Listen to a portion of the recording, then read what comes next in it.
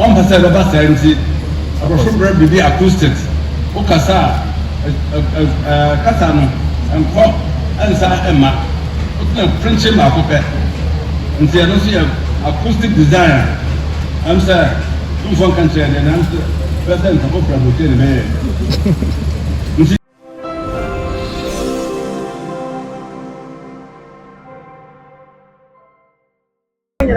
Baba, Saturday na or the agency and you know, Yuna, a sea, a Busumi, a Wimu.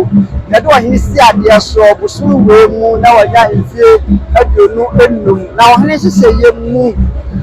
Nyama of your same now, no, the kingdom of Asante to betray their bremo, and let you saw I was at the head dance from Potamu to Dangasia. Wahine SC ade Emma Asante mai eno ade de yefa ho etuma se yehwe Asante hene eba na emman edina dim wahine ebetena ase no na to sebo eba ede ma yehuru dan no enyema ewom eno eda nchen a Roman ene Anglican asofo mbadifo ebenyi apaye ema yebie adan na no yewie ye no nananum a omo eba ye ene mpanyimfo a obututu anamon ede eba beka Wahina homa wahine ebie dan no na efedo wahine tie bienu enuma wodi no abenya so ehon bubuye bi ade de adrewo sante hine dan a wasie no dia da so ne OTUMFUO OSEI TUTU a otoso bienu Jubilee house wahine efe tie dan no ne fe ene na dika eya ye kan sante hine ya ma wo apiafo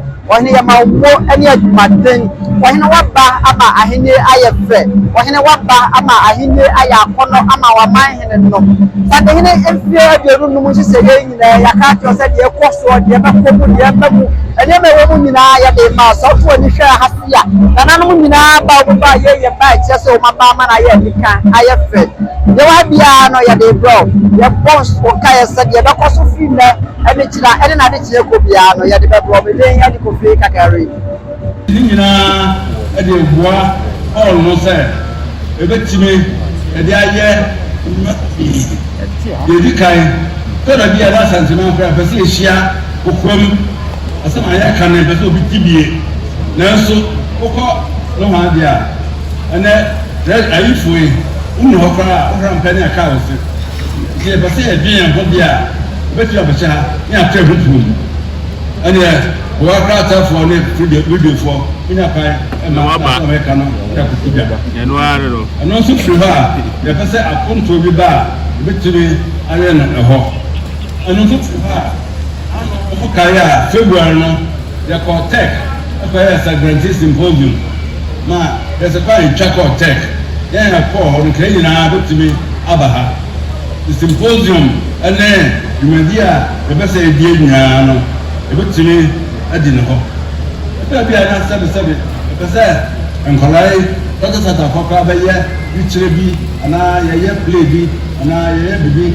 ejiji ani a ebetimi ayen ha ese e kobo tenta kontin ti opa na sabe mchishie bi aba na sabe oni pa ti ho a da sabu a ankopon de oduma wono tra bi asa oduni ho aye ese bi a woda ho okwa bi wa okosese ho ono de ni o ho no ka se kaya to na no me kaya no na kan kan be se abutia ebi abetumi akoda ho fe ebi o sabe o se ogun shira na o se ori bibia otumi akoye no abutia ma de be bi afa me ma be afa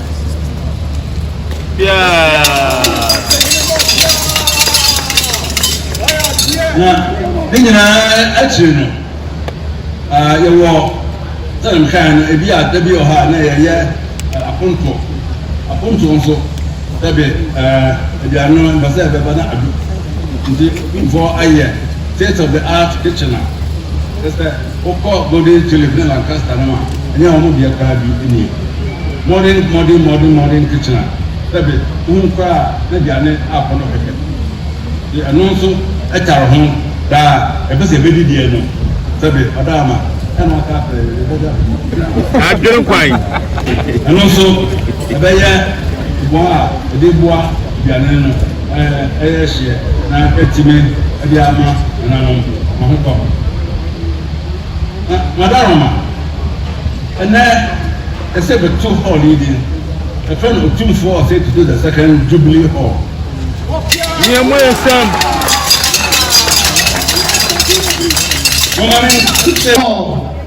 The work of his hands.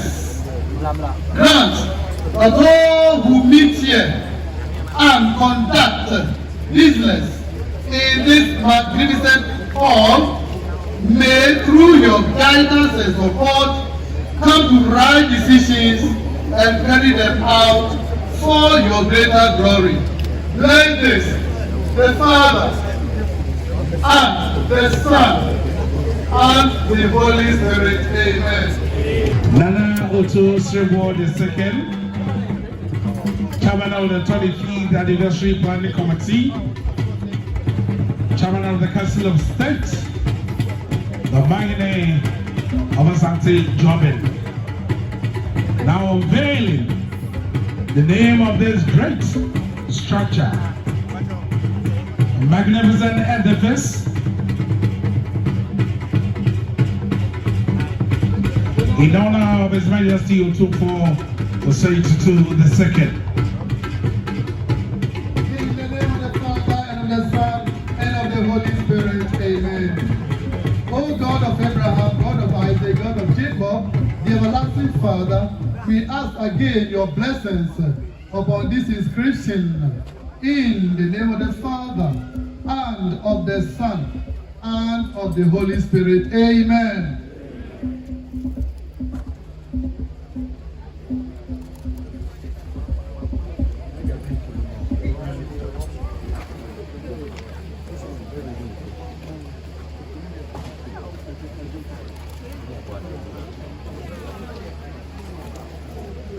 Unveiling the name of the Jubilee Hall is the Chairman of the Council of State, Nana OTUMFUO II.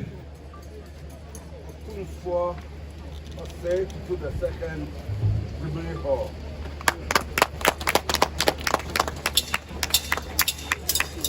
A very round of applause for the Chairman of the 25th Anniversary Planning Committee. The name of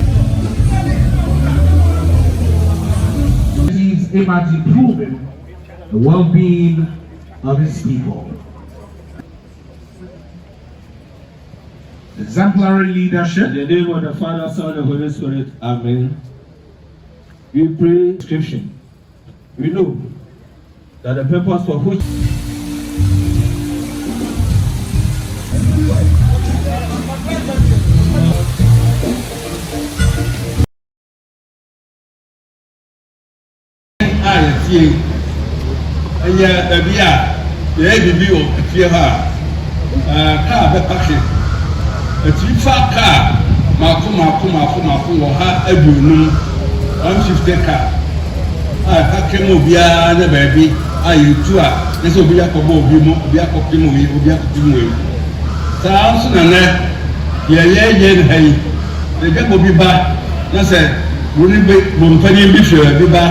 and I know Penibia, which me Abuja over her.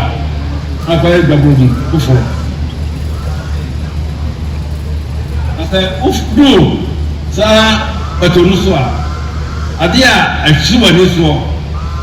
Eh, Mama, I'm the transfer our Kata room. Who gave the Kaya? Who said, Escaja? The Ayan said, is it here? And so, we are head Castle of Kofa. And young man, and I see her. Ama, I say, yes, also prepare. Professor 3 dimension. Nimu, actually, they said, you see, a kicker echo. And no, if you are, who shall be our captain, a down home, in San Chene, the crack, I saw to a crack, a war. The extra of your own chair, 247. And chair or the Shabbat, the Jam Channel, and also I had a fair Ebo. It is a walk, that's a whole car. The section more, I don't have a great bell or river. As I put to American, Sir Ripper, ahyia ebi yɛde ni yɛkeka no kakra na yɛgyinagyina hɔ aborɔfo bi afɛ sɛ cocktail no a ɛbɛtumi afa nnipa 400 cocktail hɔ nkoa a obiara bɛyɛ baabi agyina atwa ne ho ahyia na wofiri tɔtɔdo so asɛ dɛm kaeɛ no wotumi fa hɔ ɛkɔ ɛsa bɛsi baabi a wogyinaeɛ na hall kɛseɛ no a ɛyɛ sɛ main hall no ɛno deɛ na ɛhyɛ hɔ ɛhyɛ mfimfini na yɛfie deɛ hall kɛseɛ no a n'apɛtɔ no yɛmɔɔ so nanso otumfoɔ deɛ hall no yɛbɛka ho asɛm bɛsi a ɛne yɛ deɛ no ɛso kakra nti ɛnyɛ saa ɛne kaeɛ mfa so sa no ɛno a na ɔde ahwɛ akata mpɔpɔ sɛ sɛ na mompɛ sɛ meyɛ me dan wokɔ dan a na yɛ asantene deɛ sɛbe wontumi nyi